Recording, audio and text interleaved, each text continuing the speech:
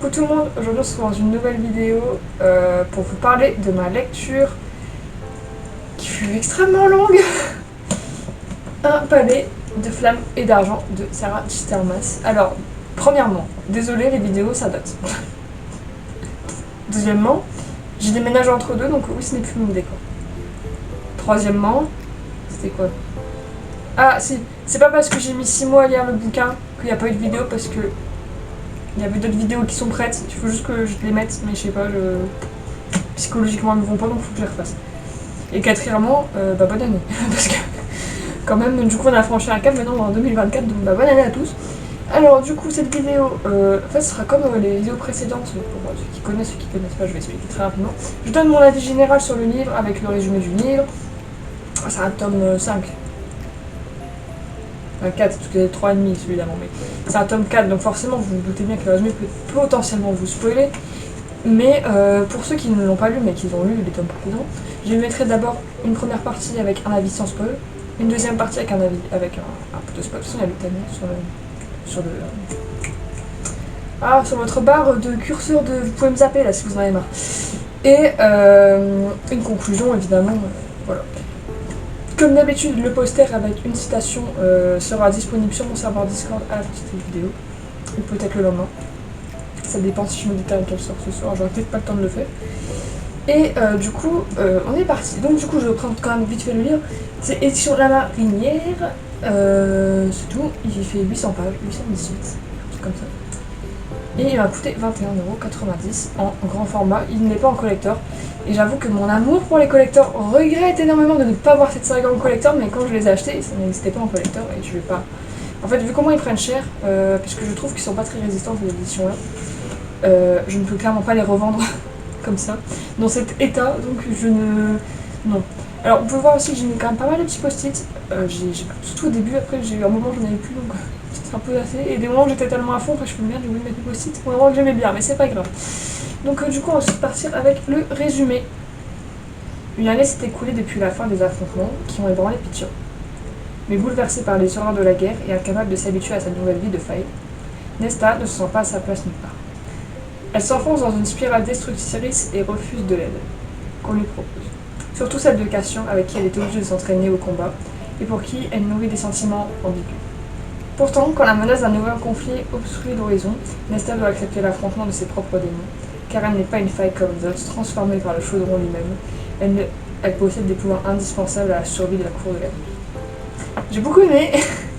Alors, ce bouquin, on passe par. Alors, il y a du sexe, je le dis tout de suite parce que sinon je l'oublie. Il y a beaucoup de sexe, donc le public averti oblige. Les scènes de sexe sont très mal écrites, comme d'habitude, c'est ça, juste un masque. On est habitué, c'est quand même bien écrit. Mais il faut le préciser, on a plus que dans les. Donc j'ai passé franchement un bon moment, j'ai mis 6 mois à lire. J'ai honte, il est comme ça. D'habitude, un bouquin de Sarah Chistermas de cette collecte, enfin de ce truc, le 4 je crois il est même encore plus. C'était le 3. Le 3 je crois il est encore plus gros que ça. Et je l'ai dévoré en genre 30 secondes, mais là je sais pas, je l'ai savouré on va dire, mais en fait, j'ai remarqué quelque chose avec ce livre du coup, c'est que j'ai mis du temps à le lire. 6 mois c'est long, je crois que je suis dessus depuis fin août. On est au mi-janvier. Mais malgré tout, quand je le reprenais, je me rappelais de tout. J'avais pas de ce problème de dire ah putain je me rappelle plus, il faut que je reparte en arrière, ça fait chier. Je me rappelais de tout. Donc ça c'est quand même une force, on va dire, parce que c'est pas tous les bouquins qui font ça. Donc dans ce tome on suit Nesta, la sœur de Feyre. Je l'appelle toujours Freya mais c'est pas Freya, c'est Feyre je crois qu'elle se prononce. Oui ça se prononce là. Qui du coup est, on la voit dans les autres tomes, très imbue d'elle-même, très, elle est méchante, t'as pas envie d'être pote. T'as pas envie. Et de toute façon elle est dépeinte comme la connasse tout du long. Mais on creuse jamais ses émotions plus que ça. Et là dans son tome en fait on la suit, après sa transformation du coup par le chaudron qui du coup dans le résumé. Et on la suit, on la voit évoluer, on comprend ses peurs, et au final on a juste envie de lui faire un gros câlin et de lui dire mais t'inquiète ça va aller. Alors que pourtant, c'est pas un personnage que j'aime de fou. Et au final, je le préfère limite à sa sœur, que j'adore comme personnage.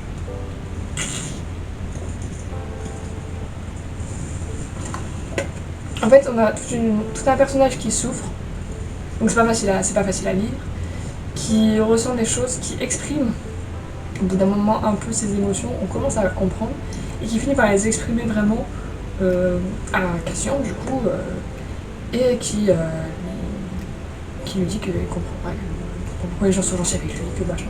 Et en fait, du coup, elle ressort toutes des choses de sa vie, en fait, qu'elle a fait, de bien ou pas forcément bien en général, je sais pas forcément bien, qu'elle a faites, qui sont pas forcément de sa volonté à elle, qu'elle a faites, elle explique pourquoi elle les a faites, elle se dit, ben... Et en fait, on a son ressenti, mais du coup, il y a plein d'actes que sa sœur parlait dans les bouquins avant, ou même qu'on voyait dans les livres d'avant, on se disait, ah, franchement, c'est connasse. Et en fait, quand tu reviens dessus, tu te dis, non, c'est une réaction normale, quoi. Et ça, c'est vraiment la force du bouquin, c'est qu'en fait, ce personnage, vous allez le détester et l'adorer. J'ai été un peu déçue par la fin, j'avoue. La fin est très haletante, vraiment, on est dans un cœur de combat, vraiment, on est à fond. Mais la fin, je trouve, on aurait pu faire 20 pages de plus. Tristement. Avec Feyre, on aurait pu faire une bonne vingtaine de pages de plus. Mais les 2-3 dernières pages, j'ai trouvé en trop, malheureusement. C'est très bizarre dit comme ça. Je suis en train de vous dire qu'il aurait fallu plus, mais en même temps, les 2-3 pages que j'ai trouvé un peu en trop. Pareil, et certains trucs où j'ai eu le goût de pas assez. Mais en même temps, en fait, demain on me demande, fais une dissertation et décris-nous la vie de cette personne. Décris-nous ses entraînements, décris-nous son quotidien, ce qu'elle ressent. Je peux le faire totalement, sans aucun problème. Donc je pense que le livre fait son boulot à ce niveau-là. Et maintenant on va passer à la partie sans spoil, avec spoil, puisque la partie sans spoil est finie, parce que si j'en dis plus, ben, ça ne sert plus à rien de le lire. Donc on se retrouve après en conclusion pour la partie sans spoil. À tout à l'heure. Bon, la partie spoil, les gars, je l'ai adoré. Mais vraiment, donc je disais juste avant qu'il y avait la dernière partie, en fait, le dernier acte, que je vois en plus ici là. Atarxia. Putain, par contre, les noms. Sarah Gistermas. Sérieusement, Atarxia. J'ai perdu un post-it. C'est dur à dire. Mais j'ai trouvé la dernière partie haletante. Mais j'ai eu du mal, en fait, à la fin. Quand ils sont sur le rite du sang. J'avais du mal à savoir parce que des fois ils sont rite du sang. Et après, en même temps, on voit Cassian qui est avec. Et j'ai pas tout saisi en fait. Et même quand elle tue la reine, j'ai pas compris. Parce que Cassian se plante un couteau dans le cœur, mais au final il va bien. Donc j'ai pas compris. Et j'avoue que j'étais comme ça, je me dis, bon, il va bien, c'est le principal. Elle apparemment elle est morte, c'est le principal. Mais j'ai pas compris là. J'ai pas compris. Donc ouais, ça j'ai. Voilà. Pareil, le moment de l'accouchement est horrible. Et je trouve qu'on ressent pas tellement l'émotion de Freya, de Feyre et de Pitoris. C'est mentionné vite fait, mais c'est tout, genre on dit qu'elle est en train de crever, c'est tout. Par contre, le move de Nesta avec le masque et tout, où elle demande de rendre son pouvoir, je le trouve incroyable. J'y ai pas pensé, je l'avais pas vu venir. Ça c'est bien fait. Et après, moi j'ai adoré un truc. Je sais que tout le monde n'a peut-être pas forcément vu, mais le moment où Nesta, elle parle avec Cassian et qu'elle pleure et qu'elle lui dit qu'elle est horrible et qu'elle ne mérite pas et qu'elle ne mérite pas en général et qu'elle dit qu'elle a fait des choses horribles dans sa vie, qu'elle explique avec son père et tout. Ce moment je le trouve incroyable. Et en plus juste après, quelques pages après, bon c'était pas la scène d'après, ils vont chez les immortels, et elle va voir la maison et elle récupère un truc de son père. Moi franchement j'ai cru un moment qu'elle allait prendre la rose pour l'offrir à Hélène pour son solstice d'hiver. Et je trouve ça dommage, une chose, en parlant de solstice d'hiver, c'est qu'elle mentionne qu'elle est triste, qu'elle est déçue que les gens lui fassent des cadeaux et qu'elle n'en est pas préparée. Mais à aucun moment elle va en acheter. Moi je m'étais dit que, je pensais vraiment qu'à la fin du truc, du coup elle allait dire bon bah je vais chercher des cadeaux pour ma soeur, chercher des cadeaux pour machin, et puis je fais des cadeaux à tout le monde. Mais non. Et je pensais qu'elle aurait au moins rendu en fait ceux à qui elle a, comme Cassian. Je pensais qu'elle aurait été lui chercher un truc à elle, à Feyre, parce qu'elle fait que ça dire qu'elle s'en veut vis-à-vis de Feyre, donc je pensais qu'elle allait. Mais non. Et ça j'avoue que ça m'a un peu. Si bon, t'aurais pu quoi. Enfin, parce que c'est facile de toujours dire oh, je regrette, mais là tu fais rien pour quoi. Mais sinon, l'entraînement avec Emeline et Gwyn, j'ai adoré ces deux personnes. Le bouquin est dur à lire aussi par rapport à ça, je trouve, parce que du coup, sur la fin, quand ils font leur rime du sang, on a toutes leurs émotions, tout ce qu'elles ont vécu, toute leur histoire, et ça rend les personnages beaucoup plus vivants, même si on les connaît, mais ça donne une dimension palpable en fait. T'as l'impression d'être avec eux, d'écouter leurs trucs et de se dire putain, mais ils sont juste incroyables, enfin, ils ont une force de fou. Et vous dire autre chose. Je pense que, je sais pas si vous serez d'accord avec moi, mais commentaire pour ceux qui ont vu, mais je pense que c'est pas le dernier tome. Je pense qu'il y en a encore un après. Et à la fin, j'étais content pour eux, mais j'ai eu le sentiment de pas assez. J'aurais voulu que ça dure plus. Comme à chaque fois que je finis un de ces bouquins de cette saga, en fait. Donc bon, c'est qu'il a bien fait son travail, on va dire. Alors, re à tous et à toutes les parties. Du coup, on se retrouve pour notre conclusion. Bah, du coup, en conclusion, bah, je le recommande à 1000%. C'est limite, je pense, un des meilleurs. Après, le 2 est très bien aussi dans la saga. Le 1, je l'adore aussi. Mais le 1 et le 2, c'est vraiment mes deux chouchous. Le 3 et tout. Bon, 3 bis, on n'en parle pas. Hein. Mais alors, celui-là, j'avoue qu'il détrônerait presque, quoi. Et vraiment, il est. Ah, ça rajoute à moi, il n'y a pas la malédiction du tome 2. Là, non, pas de soucis.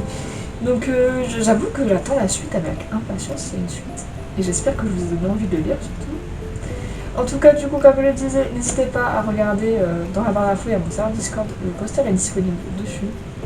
Dès à présent ou dès le lendemain, avec une citation. Peut-être qu'il y en aura d'autres posters, parce que j'ai quand même beaucoup de citations qui découlent de ce livre. Donc en tout cas, j'espère que cette vidéo elle vous aura plu. J'espère que je vous ai donné envie de le lire, parce que c'est vraiment mon livre chouchou, quoi, limite. Et je vous dis à plus pour une prochaine vidéo. Portez-vous bien. Ciao, ciao tout le monde.